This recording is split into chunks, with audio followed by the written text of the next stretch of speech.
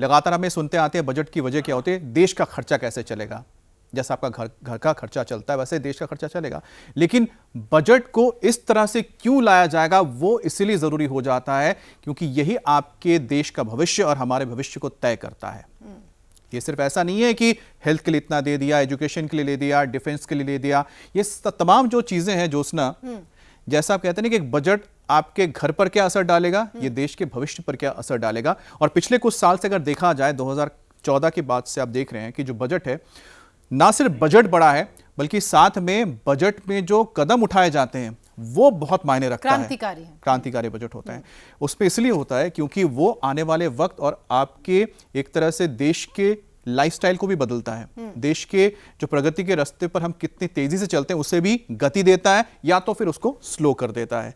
50 लाख करोड़ से ज्यादा का बजट रहा है पिछले साल 2025 की बात की, 25-26 का। तो 2026-27 का बजट क्या 50 लाख करोड़ रहेगा या 50 लाख करोड़ से कहीं ज्यादा होगा, ये सबसे पहले हमें देखना होगा जब टोटल बजट आ जाएगा। और ये जब आप 50 लाख करोड़ की बात करते हैं ना, तो ये छोटा नंबर नहीं है, ये बहुत बड़ा नंबर है। आप देखिए, भारत एक ऐसा देश है जिसमें आबादी बहुत ज्यादा है और हर तबके के लोग भारत में रहते हैं। और जो अमित ने बात कही वो बिल्कुल ठीक है। एक बजट जब देश में एलोकेट होता है तो हर सेक्टर को किस तरह से अपलिफ्ट किया जाए, उसकी इंप्रूवमेंट के लिए काम किया जाए और उसके अपलिफ्टमेंट के साथ साथ उसके विकास के लिए काम किया जाए, उन सारी बातों को ध्यान में रखा जाता है। एक वो वक्त था जब फाइनेंशियल बजट के साथ साथ रेलवे बजट अलग से आता था, लेकिन ये काफी वक्त से क्यूमुलेटिव हो गया है, कंबाइंड हो गया है। अब जो बजट आएगा उसमें लोगों की नजर इस बात को लेकर भी होगी कि सस्ता क्या हो रहा है, महंगा क्या हो रहा है।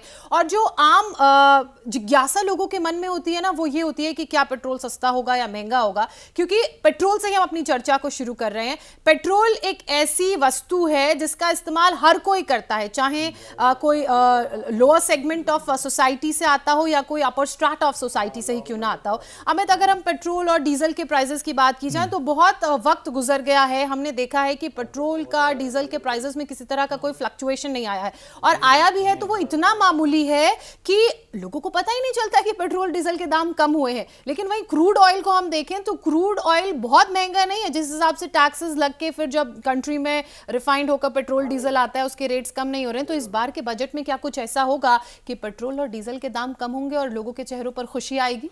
मुझे लगता है कि अगर लोगों को खुशी करना है तो सरकार के पास और भी बहुत जरिए हैं जिसमें डायरेक्टली वो उनको फायदा पहुंचा सकते हैं, जैसे कि आप इनकम टैक्स जिसके बारे में हम आगे बात करेंगे, लेकिन रियल एस्टेट भी हो सकता है, घर का भी। लेकिन तेल, क्योंकि एनर्जी एक ऐसी चीज है जो दुनिया में इस वक्त युद्ध का वजह भी बनी हुई है। बिल्कुल, अब वेनेजुएला के साथ जो अमेरिका के रिश्ते खराब हुए उसमें एक बहुत बड़ी वजह तेल भी रहा है। और मुझे ऐसा लगता है कि तेल के मामले में जिस तरह से भारत ने रशिया के साथ अपनी डीलिंग की है, जिसकी वजह से हमें एक्स्ट्रा टैरिफ भी झेलना पड़ा है डोनाल्ड ट्रंप की ओर से 25% का, तो तेल मुझे लगता है कि एक ऐसा क्षेत्र है जिसमें आप सरकार के पास कितना कर सकते हैं, क्योंकि ज्यादा से ज्यादा सरचार्ज ही कम होगा और सरचार्ज कम करने का ही असर आगे पड़ेगा। लेकिन अभी अगर दुनिया की बात की जाए, हमारे आसपास के जो मुल्क है, पाकिस्तान देख लीजिए, बांग्लादेश देख लीजिए, दूसरे भी देश देख लीजिए, यहां पर पेट्रोल और डीजल के दाम बहुत महंगे हैं। उस हिसाब से देखा जाए पिछले वक्त से जो लगातार लड़ाइयां चल रही हैं, चाहे वो यूक्रेन और रशिया की लड़ाई हो या फिर मिडिल ईस्ट में इजराइल और हमास को लेकर जो पूरा का पूरा माहौल इतना गरमाया रहा, इसके बावजूद भी भारत में तेलों के दामों में बहुत ज्यादा फ्लक्चुएशन नहीं आया, क्योंकि भारत ने अपना रिजर्व और तमाम चीजों को इतना रखा है कि एक जगह पर स्थिर रखा जाए। तो मुझे ऐसा लगता है कि अब से थोड़ी देर बाद जब भी अनाउंसमेंट होगी बजट की, तो उसमें तेल को लेकर बहुत ज्यादा आप ये मत सोचिए कि बजट में कुछ कहा जाएगा या बजट की ओर से कुछ आएगा। तेल मुझे लगता है कि ऐसी चीज है जो मार्केट के ऊपर छोड़ा जाएगा, सप्लाई डिमांड के हिसाब से चलेगा।